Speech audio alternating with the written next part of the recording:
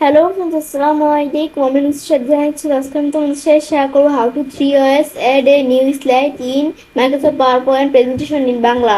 অর্থাৎ আজকে আমি তোমাদের সাথে শেয়ার করবো কীভাবে আমরা এমএস পাওয়ার পয়েন্টের প্রেজেন্টেশনের মধ্যে কীভাবে আমরা তিনটা মাধ্যমে অ্যাড করতে পারি একটা নতুন স্লাইড। তো কাজটা করার জন্য এটা আমরা মিনিমাইজ করার পরে তো বিষয়টা করার জন্য আমরা কি করব, তো এখানে কিন্তু আমাদের একটা স্লাইড আছে।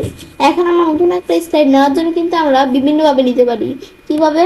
আমি যদি এই যে এখানে এই যে ক্লিক করি, এই যে এখানে ডাইরেক্ট ক্লিক করি উপরের অপশনটার মধ্যে ক্লিক করলে এখানে কিন্তু একটা নতুন স্লাইড চলে আসলো। আবার ক্লিক করি তো এই স্লাইডটার মধ্যে কিন্তু একটা নতুন স্লাইড চলে আসলো। আবার আমি এভাবে ছাড়াও এখানে আসলে এখান থেকে আমরা বিভিন্ন ধরনের স্লাইড নিতে পারি। তো এখান থেকে আমি এটা দিলাম, এরকম ধরনের স্লাইড চলে আসলো। এখন আমাদের যদি উপরে এটা ক্লিক করি তো এই স্লাইডটার মধ্যে কিন্তু নতুন একটা স্লাইড এই যে এরকম আকারে চলে আসলো। ব্যাস, এখন আমি এখানে এই স্লাইডের মধ্যে কাজ করতে পারি। আবার আমি এই যে এভাবে এই যে এখান থেকে কিন্তু আর কি স্লাইড প্রয়োজন এই যে নিতে পারি। এটা নিলাম, নেওয়ার পর আমি এই যে নিউ স্লাইডে ক্লিক করলে এটার মধ্যে একটা নতুন স্লাইড চলে আসলো।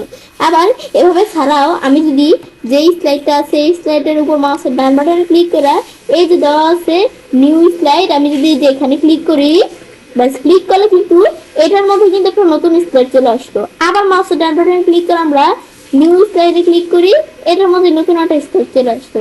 বাস দেখলাম, দেখার পরে এখন আমি যখন এটা দেখলাম আবার আমি যদি এই যে নিউ স্লাইডে এদিকে আমরা মাউস পয়েন্টার রাখি তাহলে লাগছে কি নিউ স্লাইড কন্ট্রোল এম, মানে আমার কন্ট্রোল এম প্রেস করলে নতুন একটা স্লাইড কি চলে আসবে, এদিকে চলে আসবে।